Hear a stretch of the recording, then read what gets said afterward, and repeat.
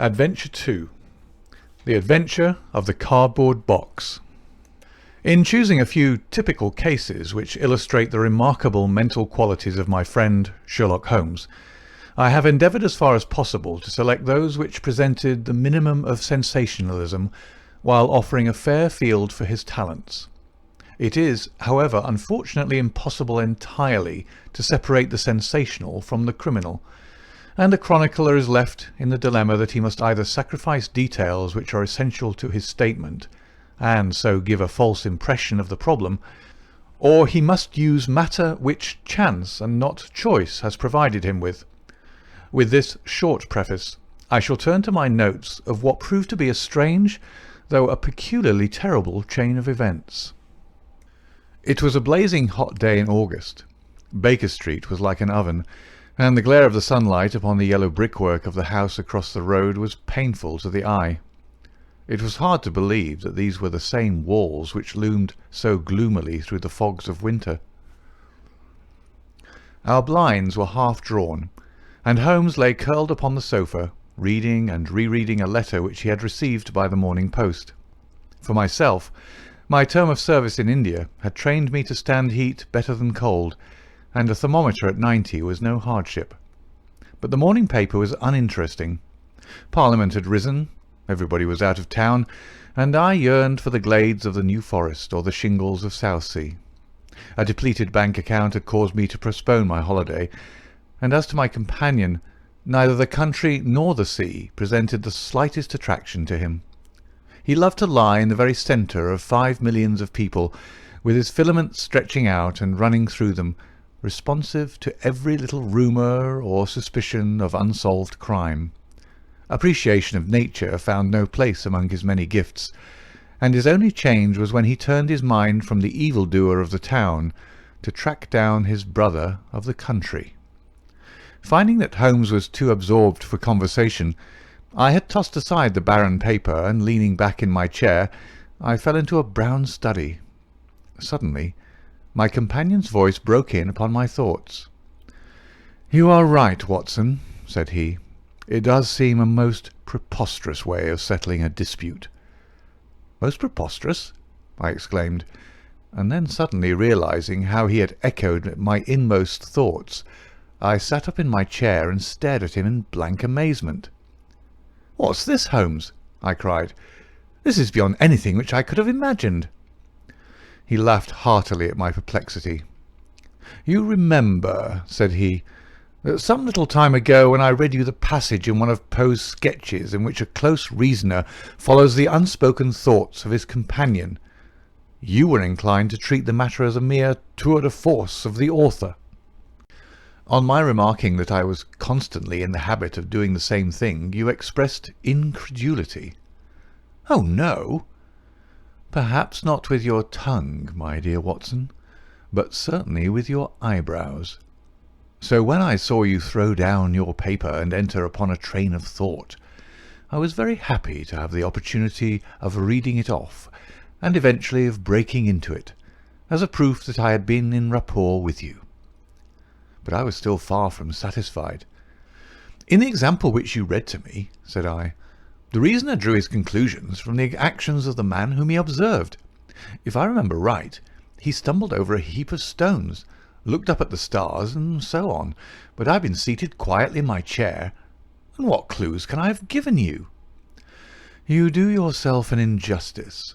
The features are given to man as the means by which he shall express his emotions, and yours are faithful servants." "Do you mean to say that you read my train of thoughts from my features?" "Your features, and especially your eyes. Perhaps you cannot yourself recall how your reverie commenced?" "No, I cannot." "Then I will tell you. After throwing down your paper, which was the action which drew my attention to you, you sat for half a minute with a vacant expression. Then your eyes fixed themselves upon your newly framed picture of General Gordon, and I saw by the alteration in your face that a train of thought had been started. But it did not lead very far. Your eyes flashed across to the unframed portrait of Henry Ward Beecher, which stands upon the top of your books. Then you glanced up at the wall, and of course your meaning was obvious. You were thinking that if the portrait was framed, it would just cover that bare space and correspond with Gordon's picture there. "You followed me wonderfully," I exclaimed. So far I could hardly have gone astray, but now your thoughts went back to Beecher, and you looked hard across as if you were studying the character in his features. Then your eyes ceased to pucker, but you continued to look across, and your face was thoughtful. You were recalling the incidents of Beecher's career. I was well aware that you could not do this without thinking of the mission which he undertook on behalf of the North at the time of the Civil War, for I remember your expressing your passionate indignation at the way in which he was received by the more turbulent of our people. You felt so strongly about it that I knew you could not think of Beecher without thinking of that also. When a moment later I saw your eyes wander away from the picture, I suspected that your mind had now turned to the Civil War, and when I observed that your lips set, your eyes sparkled and your hands clenched, I was positive that you were indeed thinking of the gallantry which was shown by both sides in that desperate struggle. But then again your face grew sadder. You shook your head. You were dwelling upon the sadness and horror and useless waste of life. Your hand stole towards your own old wound, and a smile quivered on your lips, which showed me that the ridiculous side of this method of settling international questions had forced itself upon your mind. At this point I agreed with you that it was preposterous, and was glad to find that all my deductions had been correct. "Absolutely," said I, "and now that you have explained it, I confess that I am as amazed as before." "It was very superficial, my dear Watson. I assure you I should not have intruded it upon your attention had you not shown some incredulity the other day. But I have in my hands here a little problem which may prove to be more difficult of solution than my small essay in thought-reading.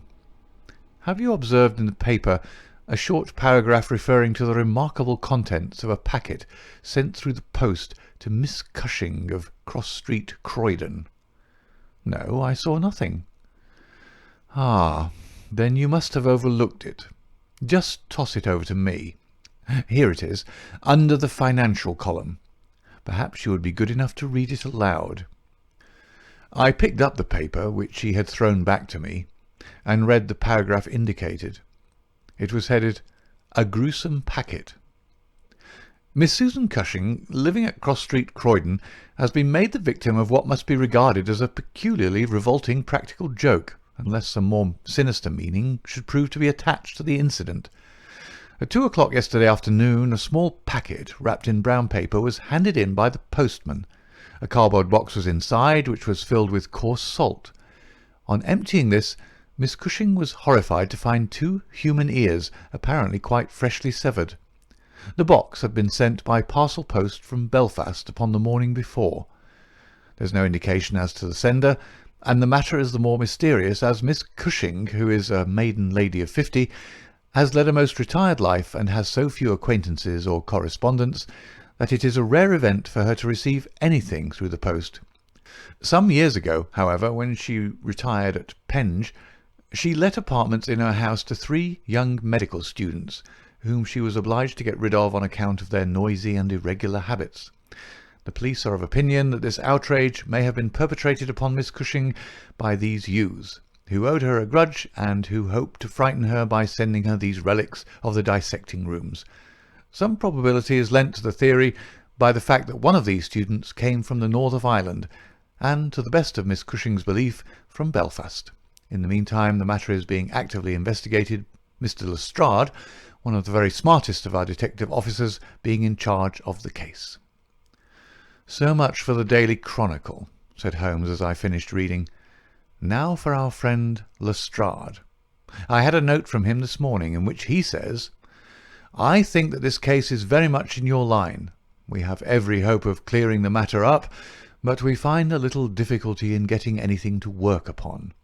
We have, of course, wired to the Belfast post office, but a large number of parcels were handed in upon that day, and they have no means of identifying this particular one, or of remembering the sender.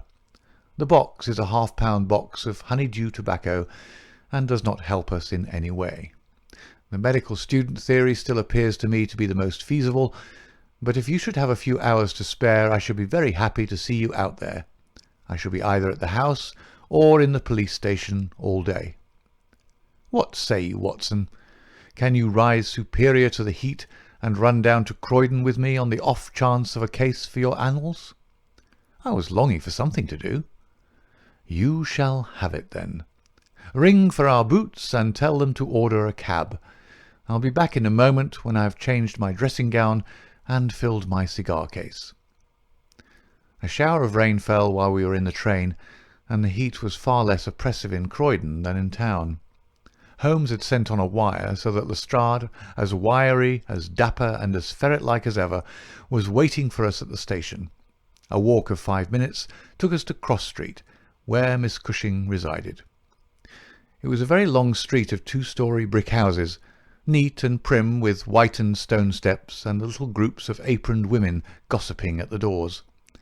Halfway down, Lestrade stopped and tapped at a door which was opened by a small servant girl. Miss Cushing was sitting at the front room, into which we were ushered. She was a placid-faced woman with large, gentle eyes and grizzled hair curving down over her temples on each side. A worked antimacassar lay upon her lap, and a basket of coloured silks stood upon a stool beside her. "They are in the outhouse, those dreadful things," said she as Lestrade entered. "I wish that you would take them away altogether." "So I shall, Miss Cushing. I only kept them here until my friend Mr. Holmes should have seen them in your presence." "Why in my presence, sir?" "In case he wished to ask any questions." "What is the use of asking me questions, when I tell you I know nothing whatever about it?" "Quite so, madam," said Holmes in his soothing way. "I have no doubt that you have been annoyed more than enough already over this business." "Indeed I have, sir. I am a quiet woman, and live a retired life. It is something new for me to see my name in the papers, and to find the police in my house. I won't have those things in here, Mr. Lestrade. If you wish to see them, you must go to the outhouse."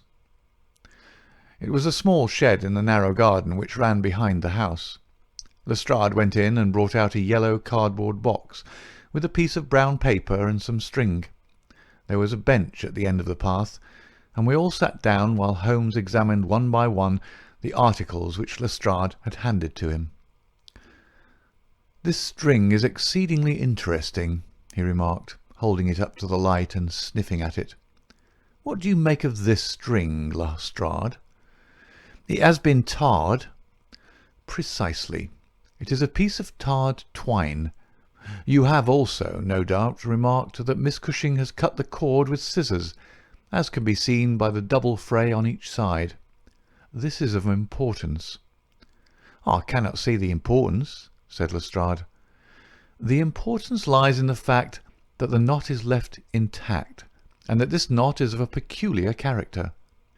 "It is very neatly tied. I had already made a note to that effect," said Lestrade complacently. "So much for the string, then," said Holmes, smiling. "Now for the box wrapper. Brown paper with a distinct smell of coffee. What, did you not observe it? I think there can be no doubt of it. Address printed in rather straggling characters. Miss S. Cushing, Cross Street, Croydon. Done with a broad-pointed pen, probably a J, and with very inferior ink. The word Croydon has been originally spelled with an I, which has been changed to Y. The parcel was directed then by a man. The printing is distinctly masculine, of limited education, and unacquainted with the town of Croydon. So far, so good. The box is yellow, a half-pound honeydew box, with nothing distinctive, save 2 thumb marks at the left bottom corner. It is filled with rough salt of the quality used for preserving hides and other of the coarser commercial purposes, and embedded in it are these very singular enclosures. He took out the 2 ears as he spoke, and laying a board across his knee, He examined them minutely, while Lestrade and I, bending forward on each side of him, glanced alternately at these dreadful relics, and at the thoughtful, eager face of our companion. Finally, he returned them to the box once more, and sat for a while in deep meditation. "You have observed, of course," said he at last, "that the ears are not a pair." "Yes, I've noticed that. But if this were the practical joke of some students from the dissecting rooms, it would be as easy for them to send two odd ears as a pair." "Precisely. But this is not a practical joke." "You're sure of it?" "The presumption is strongly against it. Bodies in the dissecting rooms are injected with preservative fluid. These ears bear no signs of this. They are fresh too. They've been cut off with a blunt instrument, which would hardly happen if a student had done it. Again, carbolic or rectified spirits would be the preservatives which would suggest themselves to the medical mind, certainly not rough salt. I repeat that there is no practical joke here, but that we are investigating a serious crime." A vague thrill ran through me as I listened to my companion's words, and saw the stern gravity which had hardened his features. This brutal preliminary seemed to shadow forth some strange and inexplicable horror in the background. Lestrade, however, shook his head like a man who is only half convinced. "There are objections to the joke theory, no doubt," said he, "but there are much stronger reasons against the other. We know that this woman has led a most quiet and respectable life at Penge, and here for the last 20 years. She's hardly been away from her home for a day during that time. Why on earth, then, should any criminal send her the proofs of his guilt, especially as, unless she is a most consummate actress, she understands quite as little of the matter as we do?" "That is the problem which we have to solve," Holmes answered, "and for my part I shall set about it by presuming that my reasoning is correct, and that a double murder has been committed. One of these ears is a woman's, small, finely formed, and pierced for an earring. The other is a man's, sunburned, discoloured, and also pierced for an earring. These two people are presumably dead, or we should have heard their story before now. Today is Friday. The packet was posted on Thursday morning. The tragedy, then, occurred on Wednesday or Tuesday, or earlier. If the two people were murdered, who but their murderer would have sent this sign of his work to Miss Cushing? We may take it that the sender of the packet is the man whom we want. But he must have some strong reason for sending Miss Cushing this packet. What reason, then? It must have been to tell her that the deed was done, or to pain her, perhaps. But in that case she knows who it is. Does she know? I doubt it. If she knew, why, she should call the police in. She might have buried the ears, and no one would have been the wiser. That is what she would have done if she had wished to shield the criminal. But if she does not wish to shield him, she would give his name. There is a tangle here which needs straightening out." He had been talking in a high, quick voice, staring blankly up over the garden fence, but now he sprang briskly to his feet and walked towards the house. "I have a few questions to ask Miss Cushing," said he. "In that case I may leave you here," said Lestrade, "for I have another small business on hand. I think that I have nothing further to learn from Miss Cushing. You'll find me at the police station." "We shall look in on our way to the train," answered Holmes.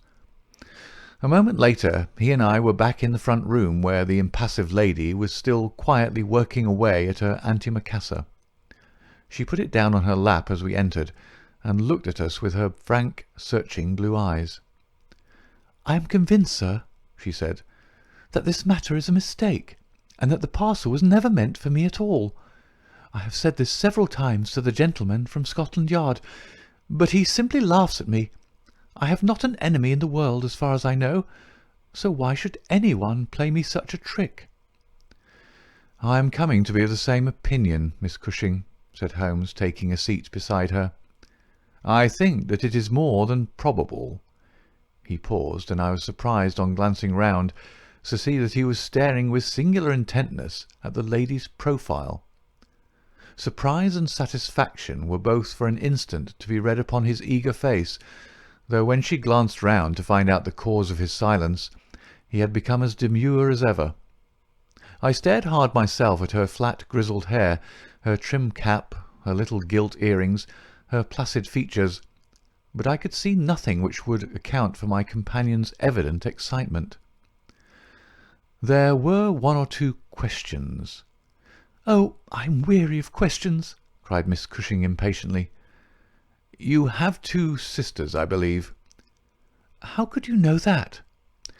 "I observed the very instant that I entered the room that you have a portrait group of 3 ladies upon the mantelpiece, one of whom is undoubtedly yourself, while the others are so exceedingly like you that there could be no doubt of the relationship." "Yes, you are quite right. Those are my sisters Sarah and Mary." "And here at my elbow is another portrait, taken at Liverpool, of your younger sister in the company of a man who appears to be a steward by his uniform. I observed that she was unmarried at the time." "You are very quick at observing." "That is my trade." "Well, you are quite right, but she was married to Mr. Browner a few days afterwards. He was on the South American line when that was taken, but he was so fond of her that he couldn't abide to leave her for so long, and he got into the Liverpool and London boats." "Ah, the Conqueror, perhaps?" "No, the May Day, when last I heard. Jim came down here to see me once. That was before he broke the pledge. But afterwards he would always take drink when he was ashore, and a little drink would send him stark staring mad. Ah, it was a bad day that ever he took a glass in his hand again. First he dropped me, then he quarrelled with Sarah, and now that Mary has stopped writing, we don't know how things are going with them." It was evident that Miss Cushing had come upon a subject on which she felt very deeply. Like most people who lead a lonely life, she was shy at first, but ended by becoming extremely communicative.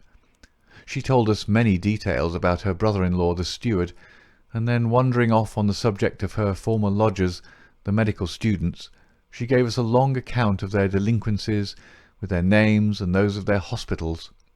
Holmes listened attentively to everything, throwing in a question from time to time. "About your second sister Sarah," said he, "I wonder, since you are both maiden ladies, that you do not keep house together." "Ah, you don't know Sarah's temper, or you'd wonder no more. I tried it when I came to Croydon, and we kept on until about 2 months ago, when we had to part. I don't want to say a word against my own sister, but she was always meddlesome and hard to please, was Sarah." "You say that she quarrelled with your Liverpool relations?" "Yes, and they were the best friends at one time. Why, she went up there to live in order to be near them, and now she has no word hard enough for Jim Browner. The last 6 months that she was here she would speak of nothing but his drinking and his ways. He had caught her meddling, I suspect, and given her a bit of his mind, and that was the start of it." "Thank you, Miss Cushing," said Holmes, rising and bowing. "Your sister Sarah lives, I think you said, at New Street, Wallington. Good-bye, and I am very sorry that you should have been troubled over a case with which, as you say, you have nothing whatever to do." There was a cab passing as we came out, and Holmes hailed it. "How far to Wallington?" he asked. "Only about a mile, sir." "Very good. Jump in, Watson. We must strike while the iron is hot. Simple as the case is, there have been 1 or 2 very instructive details in connection with it. Just pull up at a telegraph office as you pass, cabby." Holmes sent off a short wire, and for the rest of the drive lay back in the cab, with his hat tilted over his nose to keep the sun from his face. Our drive pulled up at a house which was not unlike the one which we had just quitted. My companion ordered him to wait, and had his hand upon the knocker when the door opened, and a grave young gentleman in black, with a very shiny hat, appeared on the step. "Is Miss Cushing at home?" asked Holmes. "Miss Sarah Cushing is extremely ill," said he. "She has been suffering since yesterday from brain symptoms of great severity. As her medical adviser, I cannot possibly take the responsibility of allowing anyone to see her. I should recommend you to call again in 10 days. He drew on his gloves, closed the door, and marched off down the street. "Well, if we can't, we can't," said Holmes cheerfully. Perhaps she could not or would not have told you much. I did not wish her to tell me anything. I only wanted to look at her. However, I think that I have got all that I want. Drive us to some decent hotel, cabby, where we may have some lunch, and afterwards we shall drop down upon friend Lestrade at the police station. We had a pleasant little meal together, during which Holmes would talk about nothing but violins, narrating with great exultation how he had purchased his own Stradivarius, which was worth at least 500 guineas, at a Jew broker's in Tottenham Court Road for 55 shillings. This led him to Paganini, and we sat for an hour over a bottle of claret, while he told me anecdote after anecdote of that extraordinary man. The afternoon was far advanced, and the hot glare had softened into mellow glow before we found ourselves at the police station. Lestrade was waiting for us at the door. "A telegram for you, Mr. Holmes," said he. "Ha! It is the answer." He tore it open, glanced his eyes over it, and crumpled it into his pocket. "That's all right," said he. "Have you found out anything?" "I have found out everything." "What?" Lestrade stared at him in amazement. "You're joking." "I was never more serious in my life. A shocking crime has been committed, and I think I have now laid bare every detail of it." "And the criminal?" Holmes scribbled a few words upon the back of one of his visiting cards and threw it over to Lestrade. "That is the name," he said. "You cannot effect an arrest until tomorrow night at the earliest. I should prefer that you do not mention my name at all in connection with the case, as I choose to be only associated with those crimes which present some difficulty in their solution. Come on, Watson." We strode off together to the station, leaving Lestrade still staring with a delighted face at the card which Holmes had thrown him. "The case," said Sherlock Holmes as we chatted over our cigars that night in our rooms at Baker Street, "is one where, as in the investigations which you have chronicled under the names of A Study in Scarlet and of the Sign of 4, we have been compelled to reason backward from effects to causes. I have written to Lestrade, asking him to supply us with the details which are now wanting, and which he will only get after he has secured his man. That he may be safely trusted to do, for although he is absolutely devoid of reason, he is as tenacious as a bulldog when he once understands what he has to do, and indeed it is just this tenacity which has brought him to the top at Scotland Yard." "Your case is not complete, then?" I asked. "It is fairly complete in essentials. We know who the author of the revolting business is, although one of the victims still escapes us. Of course, you have formed your own conclusions." "I presume that this Jim Browner, the steward of a Liverpool boat, is the man whom you suspect." "Oh, it is more than a suspicion." "And yet I cannot see anything save very vague indications." "On the contrary. To my mind nothing could be more clear. Let me run over the principal steps. We approached the case, you remember, with an absolutely blank mind, which is always an advantage. We had formed no theories. We were simply there to observe and to draw inferences from our observations. What did we see first?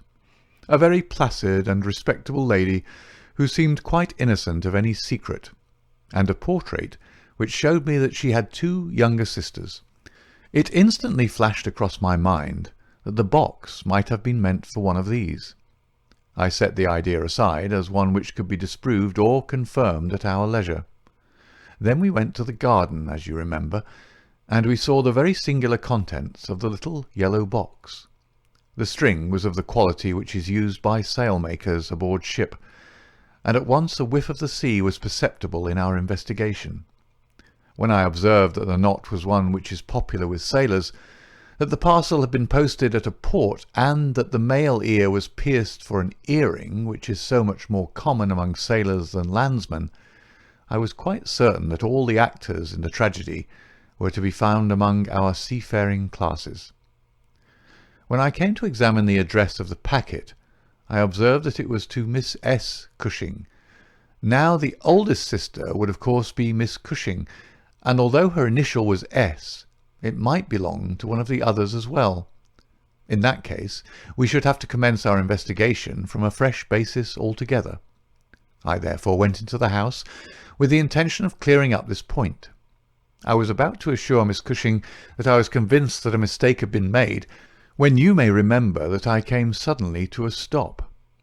The fact was that I had just seen something which filled me with surprise, and at the same time narrowed the field of our inquiry immensely.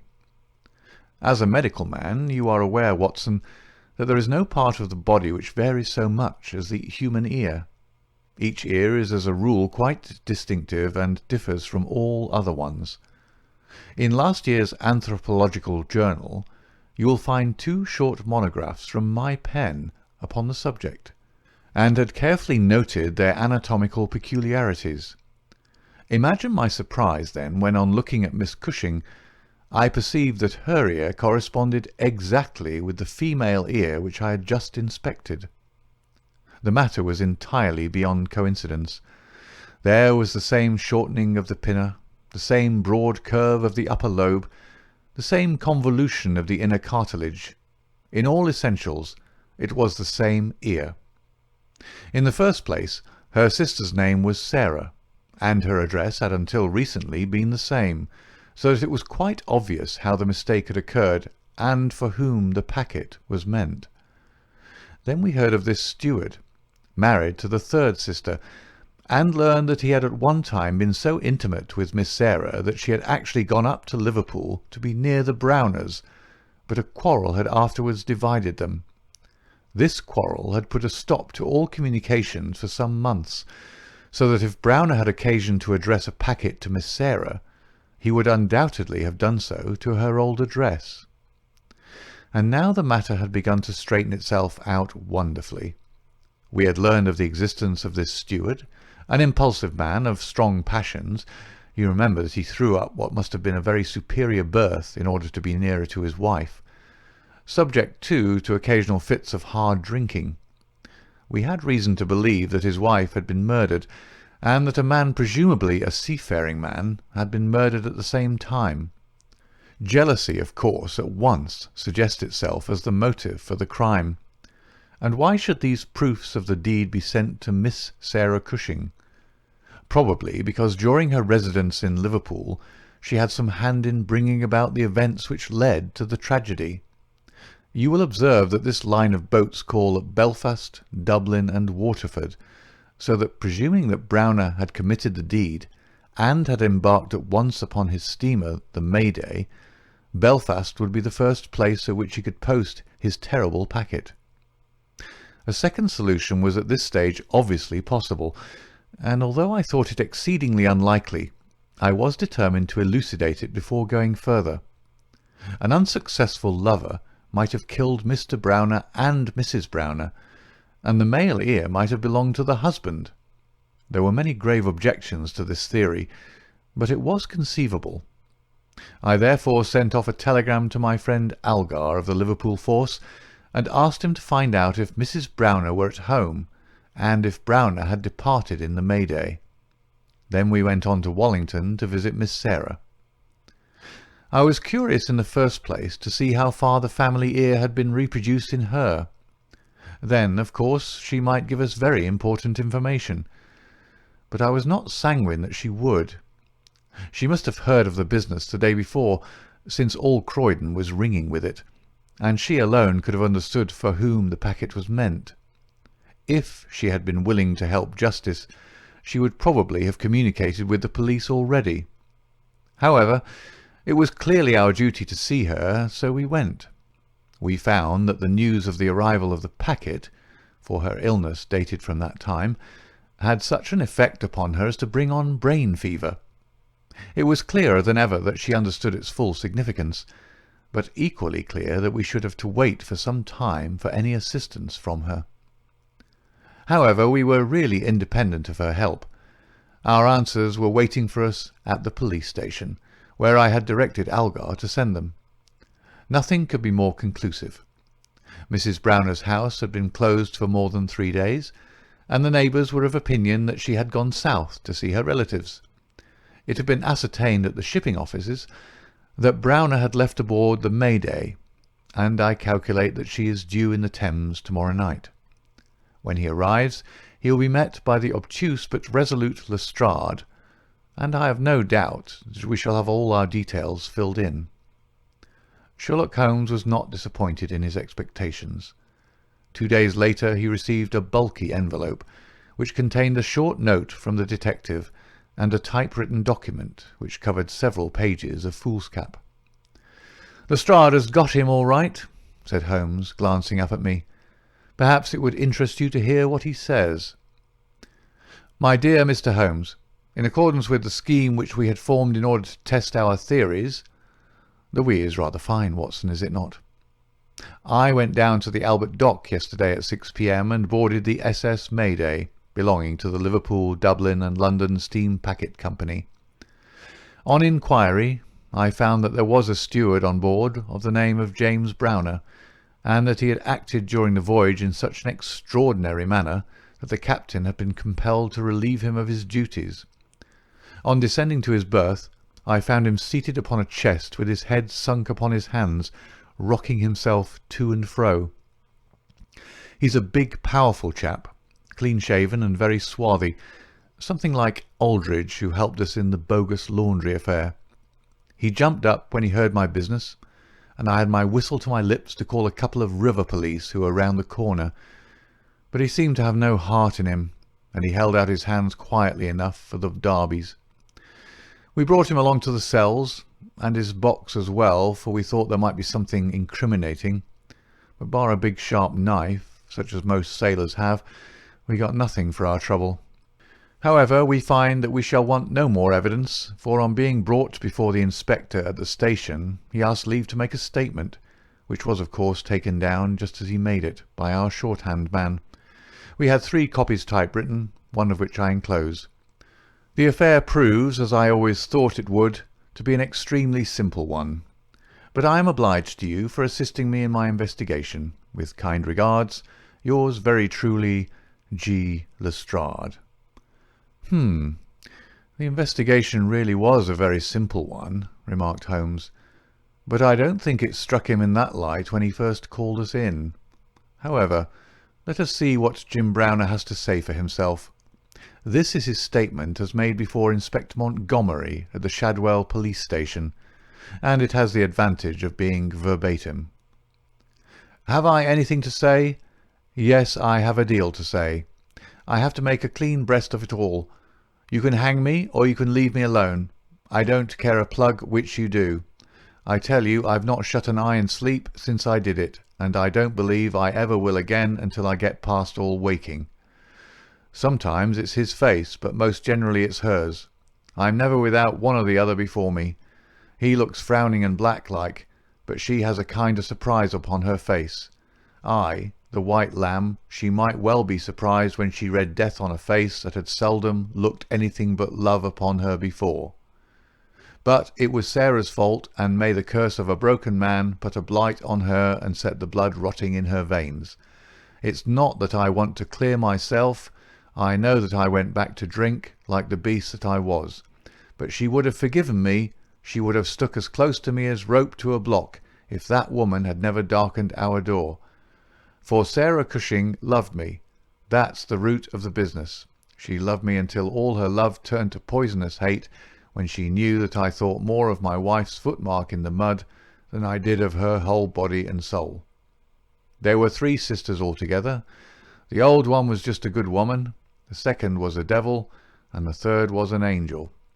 Sarah was 33 and Mary was 29 when I married. We were just as happy as the day was long when we set up house together, and in all Liverpool there was no better woman than my Mary. And then we asked Sarah up for a week, and the week grew into a month, and one thing led to another until she was just one of ourselves.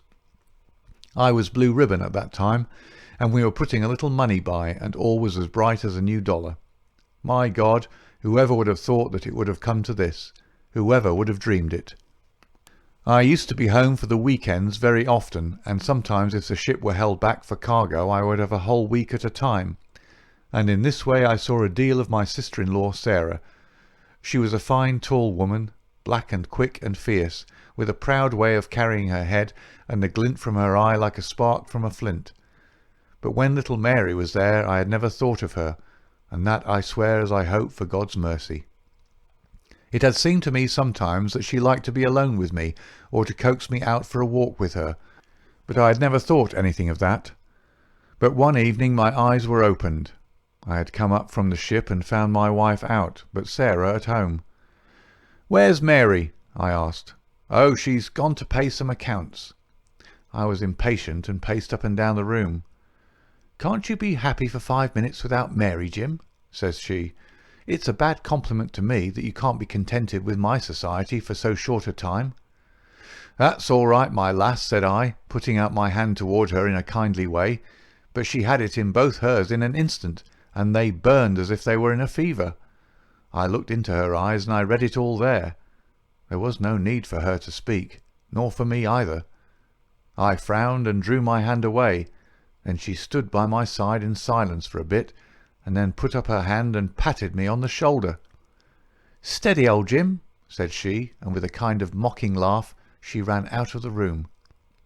Well, from that time Sarah hated me with her whole heart and soul, and she is a woman who can hate too. I was a fool to let her go on biding with us, a besotted fool, but I never said a word to Mary, for I knew it would grieve her. Things went on much as before, but after a time I began to find that there was a bit of a change in Mary herself. She had always been so trusting and so innocent, but now she became queer and suspicious, wanting to know where I'd been, and what I'd been doing, and whom my letters were from, and what I had in my pockets, and 1,000 such follies. Day by day she grew queerer and more irritable, and we had ceaseless rows about nothing. I was fairly puzzled by it all. Sarah avoided me now, but she and Mary were just inseparable. I can see now how she was plotting and scheming and poisoning my wife's mind against me, but I was such a blind beetle that I could not understand it at the time. Then I broke my blue ribbon and began to drink again, but I think I should not have done it if Mary had been the same as ever.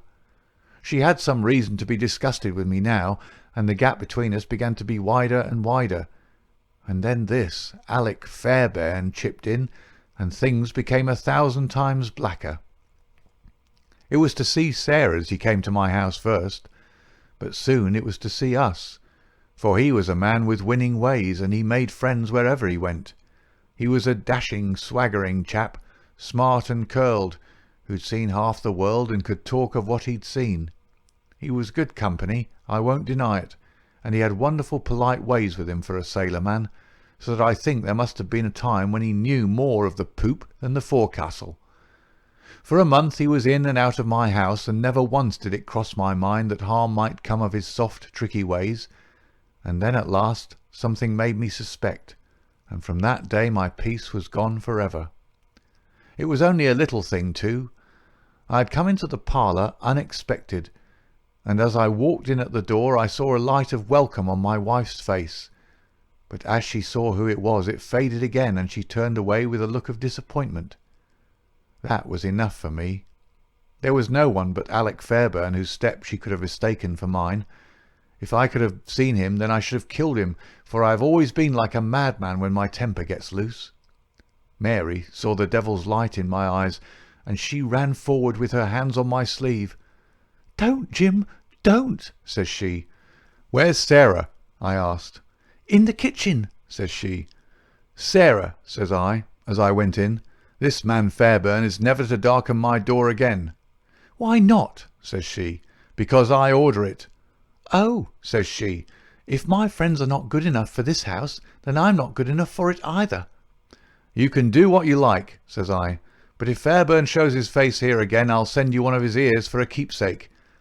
She was frightened by my face, I think, for she never answered a word, and the same evening she left my house.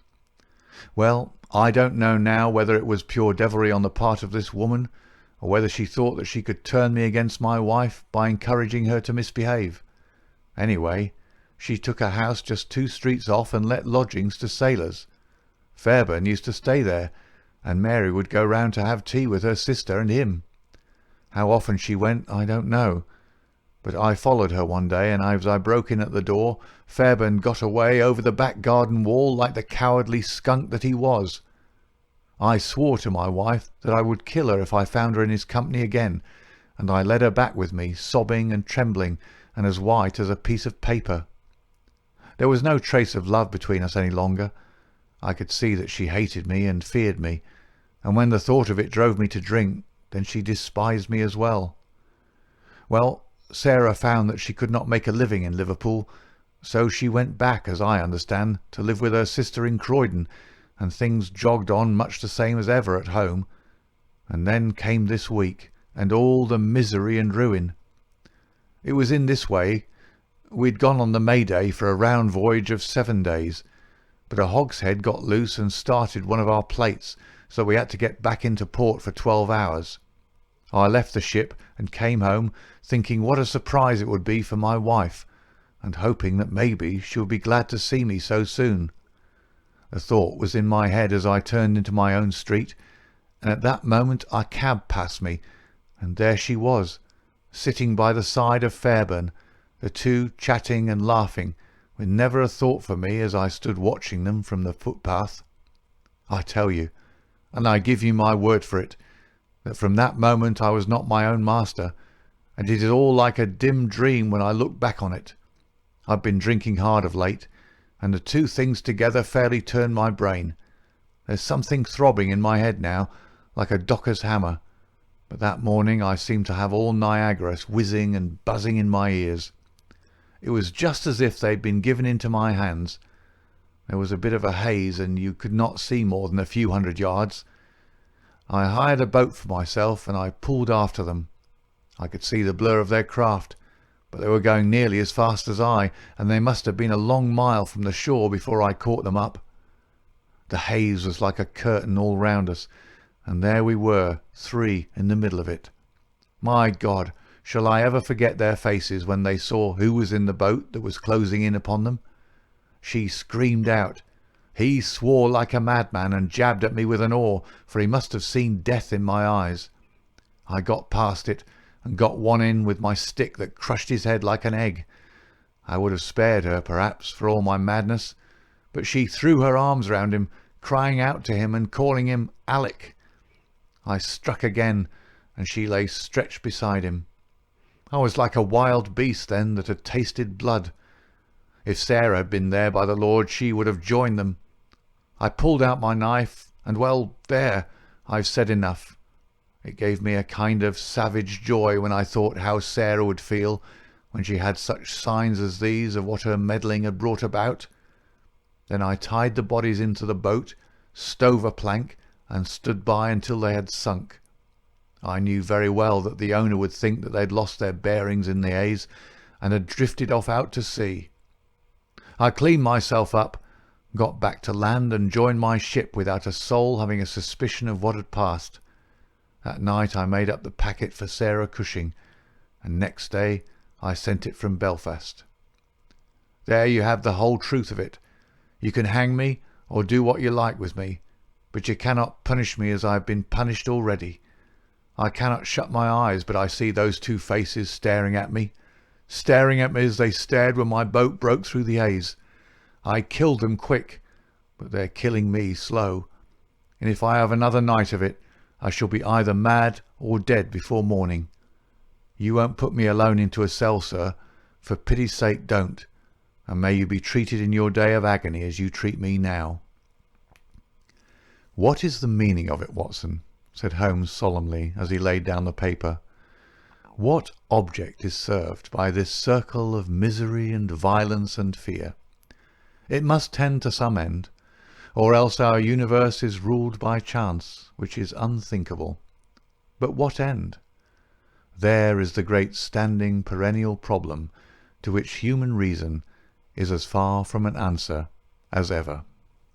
End of The Adventure of the Cardboard Box.